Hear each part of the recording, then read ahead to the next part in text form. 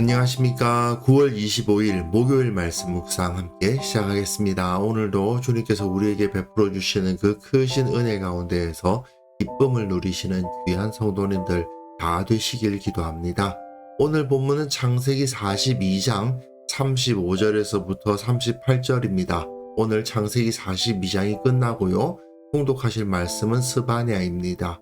1장부터 3장을 읽으시면 되겠습니다. 오늘 본문에서는 어제 본문과 연결되어 있는데요. 어제 이 야곱의 아들들이 어떤 일이 있었는지 열심히 설명을 했잖아요. 그런데 정작 그 말들은 야곱의 신뢰를 받지 못하는 모습을 볼 수 있거든요. 이걸 통해서 이들이 가지고 있었던 문제의 핵심이 무엇인지를 한번 확인해 보았으면 좋겠습니다. 비교적 오늘 본문이 짧으니까요. 집중해서 한번 읽어보았으면 좋겠습니다. 각기 자루를 쏟고 본즉 각 사람의 돈 뭉치가 그 자루 속에 있는지라. 그들과 그들의 아버지가 돈 뭉치를 보고 다 두려워하더니 그들의 아버지 야곱이 그들에게 이르되 너희가 나에게 내 자식들을 잃게 하도다. 요셉도 없어졌고 시므온도 없어졌거니 베냐민을 또 빼앗아 가고자 하니 이는 다 나를 해롭게 함이로다. 르우벤이 그의 아버지에게 말하여 이르되 내가 그를 아버지께로 데리고 오지 아니하거든 내 두 아들을 죽이소서. 그를 내 손에 맡기소서. 내가 그를 아버지께로 데리고 돌아오리이다. 내 아들은 너희와 함께 내려가지 못하리니 그의 형은 죽고 그만 남았음이라. 만일 너희가 가는 길에서 재난이 그에게 미치면 너희가 내 흰 머리를 슬퍼하며 스올로 내려가게 함이 되리라. 어제 야곱의 아들들이 열심히 아버지를 설득해 보려고 나름 노력을 했죠. 이 9명의 아들들이 막 여러 가지 이야기를 했는데 아버지의 마음을 돌이키는데 실패하는 것을 볼 수 있습니다. 무엇보다도 이들 사이에 불신의 벽이 너무 커요. 각기 자루를 쏟고 본즉 각 사람의 돈 뭉치가 그 자루 속에 있는지라. 야곱이 그 돈 뭉치가 자루 속에 그대로 있는 걸 본 거죠. 그들과 그들의 아버지가 돈 뭉치를 보고 다 두려워하더니 그들은 당연히 그 아들들이고 그들의 아버지는 야곱인데 어제 본문에서 한 명의 짐 속에 돈 뭉치가 있는 것을 보고 그 아들들이 두려워하지 않았습니까? 그런데 사실은 그 한 명의 자루에만 돈이 있었던 것이 아니고 각자의 자루에 다 돈이 그대로 있었던 거죠. 그러니까 두려움을 느끼지 않을 수가 없습니다. 무엇보다도 야곱이 자식들이 한 말을 믿을 수가 없어요. 그들의 아버지 야곱이 그들에게 이르되 너희가 나에게 내 자식들을 잃게 하도다. 너희가 누굽니까? 아들들이잖아요. 근데 그 아들들이 내 자식들을 잃게 한다. 이게 무슨 말이냐? 요셉도 없어졌고 시므온도 없어졌다. 없어졌다는 말은 죽었다는 말입니다. 시므온은 지금 살아있는데요. 야곱은 시므온이 살아있다는 것을 믿지 않아요. 야곱은 지금 요셉과 마찬가지로 시므온도 죽었다고 생각하는 것으로 보입니다. 그런데 솔직히 시므온은 야곱에게 있어서 아들은 아들인데 뭐 죽는 게 좋을 순 없죠. 하지만 가장 탐탁치 않은 아들 아닙니까? 그런데 시므온이 죽었구나라는 생각이 딱 드니까 요셉이 생각이 안 날 수가 없죠. 그리고 또 그 형들이 한 이야기를 들어보니 베냐민 데려가야 된다는 거 아니에요. 베냐민을 또 빼앗아 가고자 하니 그냥 데려갔다가 오는 게 아니고 뺏어간다는 겁니다. 이는 다 나를 해롭게 함이로다. 나를 해하고 있다. 누가요? 내 9명의 아들들이. 내 9명의 아들들인데 내 아들이 아닌 거나 다름이 없어요. 실제로 지금 내 아들은 베냐민밖에 없죠. 그러니 베냐민은 지켜야 된다는 생각을 하고 있는 겁니다. 그런데 르우벤이 한 말 좀 보세요. 르우벤이 그의 아버지에게 말하여 이르되, 아버지에게 하는 말입니다. 그런데 내가 그를 아버지께로 데리고 오지 아니하거든 내 두 아들을 죽이소서. 이게 무슨 소리예요? 여기서 두 아들 역시도 증인, 증언 또는 맹세의 의미를 가지고 있다 보니까 두 아들인 거죠. 근데 여기서 중요한 것은 르우벤이 지금 아버지라고 부르면서 아버지에게 말한다고 하면서도 아버지에게 할 말이 아닌 말을 하고 있잖아요. 할아버지가 손자를 죽여서 아들에게 복수하라고요? 근데 이게 단순히 르우벤이 지금 격정에 휩싸여 가지고 내뱉은 어리석은 말이라고만 생각할 수가 없습니다. 그만큼 르우벤을 비롯한 아들들, 베냐민을 제외한 나머지 아들들과 야곱의 관계가 깨어져 있었다는 것을 그대로 보여주고 있잖아요. 불신의 벽이 이만큼이나 높은 겁니다. 그리고 야곱은 르우벤의 말을 듣고는 본색을 드러내요. 야곱이 이르되 내 아들은 너희와 함께 내려가지 못한다. 베냐민만 내 아들이에요. 너네들은 내 아들 아니다. 그거 아니에요. 그의 형은 죽고 그만 남았음이라. 아니잖아요. 요셉이 죽었지만 10명의 형이 있었잖아요. 그런데도 베냐민만 남았어. 내 아들은 베냐민 하나밖에 없어. 그 말입니다.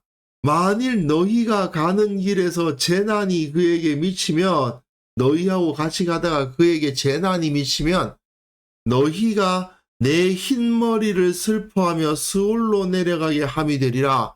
한 명의 노인인 아버지를 죽이는 꼴이 될 것이다. 내려간다, 내려간다는 말이 반복되고 있는데요. 히브리어에서도 이게 같은 단어예요. 야라드라는 단어인데 내려간다 같은 말입니다. 그러니까 베냐민이 애굽에 내려가는 것이나 내가 스올 죽음의 자리로 내려가는 것이나 같은 거다. 결국 야곱에게 있어서 베냐민은 생명과도 같은 존재다라는 거죠. 이렇게 오늘 본문은 이들 가운데 얼마나 불신이 심각했던가를 보여주는 것으로 끝나고 있습니다. 물론 이후에 야곱은 베냐민을 애굽으로 보내죠. 그런데 오늘 본문만 보면 이후에 이루어지는 그 베냐민을 보내는 결단을 하기 위해서 야곱이 얼마나 큰 고민을 했겠는가를 짐작할 수 있게 하는 본문인 거죠. 자, 이렇게 창세기 42장이 끝나고 있습니다. 창세기 42장을 통해서 모세는 이스라엘이 하나 되기 위해서 무엇이 필요했던가를 잘 보여주고 있죠. 요셉은 그 필요에 합당한 행동을 했습니다. 자기를 붙잡았고 구덩이에 던졌고 죽이려고까지 했다가 마지막으로 노예로 팔아버렸던 그 형들을 무조건적으로 사실상 용서한 겁니다. 하지만 그들을 용서하는 것만으로는 해결되지 않는다는 것을 요셉은 알고 있었죠. 아버지가 변해야 됩니다. 아버지 야곱에게 형들을 통해서 결단할 것을 요구한 겁니다. 야곱에게 요구된 그 결단이란 곧 그 할아버지 아브라함이 이삭을 바칠 때와 같은 결단이죠. 그 집안에는 오래전부터 켜켜이 쌓인 죄악의 문제가 있었습니다. 그리고 그 죄악으로 인해서 견고한 불신의 벽이 이렇게 세워져 있었던 겁니다.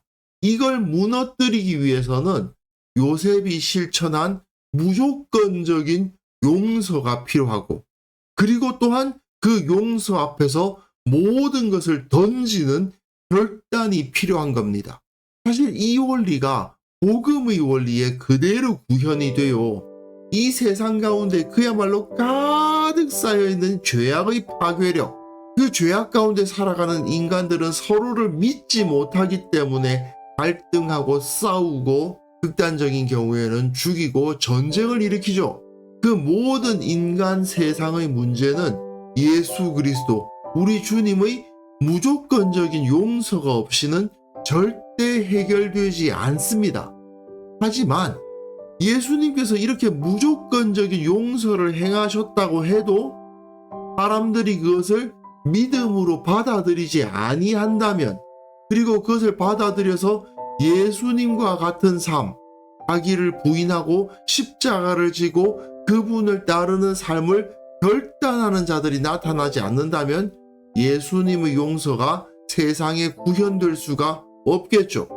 지금 요셉은 그 형들을 무조건적으로 용서하고 아버지에게, 아버지, 당신의 아들들, 이 형들이 믿음직하지 않죠? 도무지 못 믿으시겠죠? 의심스러우시죠? 예, 사실이에요. 그러나 당신의 아들들입니다.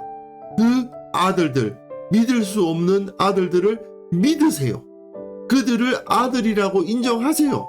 내가 나를 죽이려고 위협했고 나를 노예로 팔아버린 그들을 형으로 받아들이는 것처럼 당신도 저들을 아들로 받아들이세요라고 요구했던 것처럼 주님께서는 나를 따라오너라, 자기를 부인하고 각자의 자기 십자가를 지고 나를 따라오너라, 그렇게 말씀을 하신 겁니다.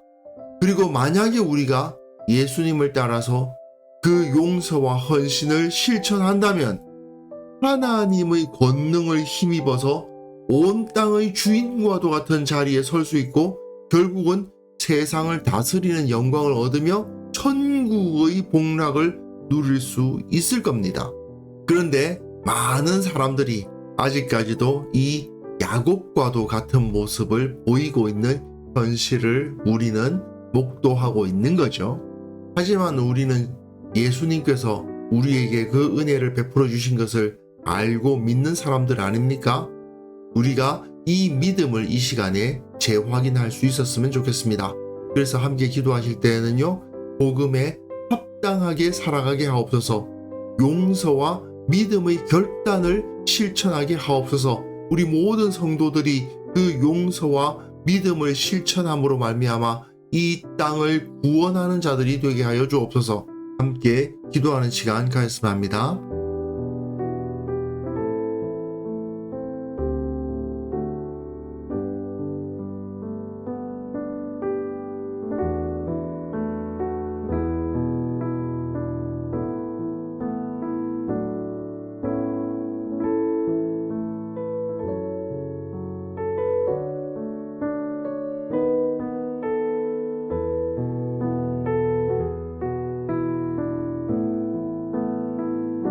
하나님 아버지, 우리가 복음에 합당한 삶을 살아가는 자들로서 예수님께서 실천하셨던 그 용서를 우리도 실천할 수 있도록 도와주시고, 예수님께서 그 십자가의 길을 걸어가셨던 그 결단을 우리도 결단할 수 있도록 도와주옵소서. 모든 성도들이 이 용서와 믿음의 결단을 실천함으로 말미암아 이 땅을 구원하고 이 땅을 자유롭게 하고 이 땅의 모든 죄악을 치유하는 역사가 일어나는 것을 우리로 하여금 보게 하여 주옵소서.